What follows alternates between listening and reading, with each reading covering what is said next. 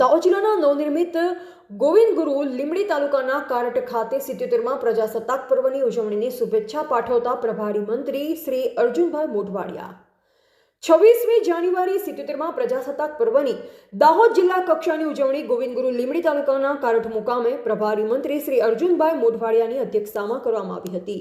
મંત્રી શ્રી અર્જુનભાઈ મોઢવાડિયા સહિત જિલ્લા કલેક્ટર શ્રી તેમજ પોલીસ અધિક્ષક શ્રીએ પોલીસ પરેડનું નિરીક્ષણ અને તિરંગાને સલામી આપી પ્રજાસત્તાક પર્વની સૌને શુભેચ્છા પાઠવી। આ અવસરે મંત્રી શ્રી અર્જુનભાઈ મોઢવાડિયાના વરદ હસ્તે ગોવિંદ ગુરુ લીંબડી તાલુકાના વિકાસ માટે ₹25 લાખનો ચેક તેમજ કારઠ ગામના વિકાસ અર્થે ₹2 લાખનો ચેક અર્પણ કર્યો।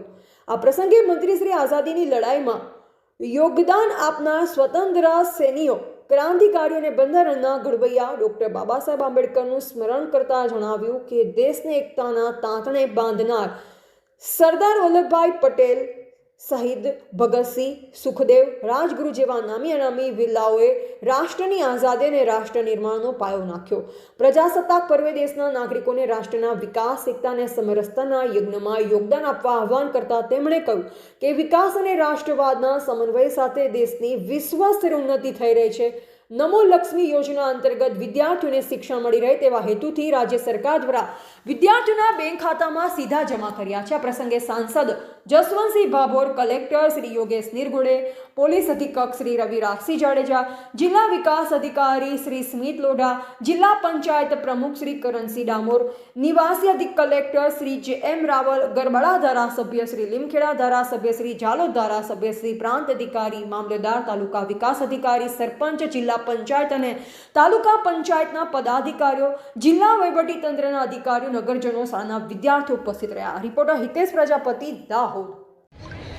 આજે 77માં પ્રજાસત્તાક પર્વની ઉજવણી દાહોદ જિલ્લામાં જિલ્લા કક્ષાની ઉજવણી આજે નવા રચાયેલા ગોવિંદ ગુરુ તાલુકામાં એનું આયોજન કરવામાં આવ્યું અને સેંકડોની સંખ્યામાં પ્રજાજનોએ ઉત્સાહથી આ પ્રજાસત્તાક પર્વની જિલ્લા કક્ષાની પરેડ અને સાંસ્કૃતિક કાર્યક્રમો, સન્માન સમારંભો, સન્માન કાર્યક્રમો અને ઇનામ વિતરણના કાર્યક્રમમાં ભાગ લીધો। આઝાદી પછી આ 77માં પ્રજાસત્તાક પર્વ નિમિત્તે ભારતના ઇતિહાસની અંદર અનેક ઘટનાઓ બની અને એમાં છેલ્લા એક દશકાની યશસ્વી પ્રધાનમંત્રી નરેન્દ્રભાઈની આગેવાનીમાં દેશ એક નેક્સ્ટ લેવલ ઉપર પ્રગતિ કરી રહ્યો છે।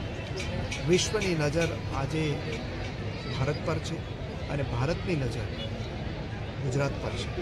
ગુજરાતના લોકપ્રિય મુખ્યમંત્રી ભૂપેન્દ્રભાઈ પટેલની આગેવાનીમાં અહીંયા ગુજરાતમાં અનેક વિકાસ કાર્યો થઈ રહ્યા છે। પ્રધાનમંત્રીશ્રીએ જે દાહોદ જિલ્લાની વિકાસનો પાયો નાખ્યો હતો એને કારણે રેલવેની અનેક સુવિધાઓ પ્રાપ્ત થઈ। રેલવેનો મોટો પ્રોજેક્ટ પણ અહીંયા આવ્યો। હવે રેલવે અહીંયા એરપોર્ટ પણ આવી રહ્યું છે। ઇકો ટુરિઝમના અનેક પ્રોજેક્ટો લાવી રહ્યા છે। કૃષિ અને વન વિકાસના અનેક કાર્યક્રમો આવી રહ્યા છે। ત્યારે આ 3 રાજ્યોના ત્રિભેટે આવેલા આદિવાસી બાહુલ્ય જિલ્લો આગામી દિવસોની અંદર ડેસ્ટિનેશન જિલ્લા તરીકે પ્રગતિના શિખર સર કરીને અહીંયાના જે યુવાન યુવતીઓ ઘર આંગણે રોજગારી મળે, શિક્ષિત બને બધા જ જગ્યાએ અને આ જિલ્લો છે એ ધમધમતો અર્થતંત્ર બને એના માટેના રાજ્ય સરકારના પ્રયાસો છે અને એ પ્રયાસોને ભાગરૂપે આગામી દિવસોના એના પરિણામો ખૂબ જ નજીકમાં દેખાવાના છે।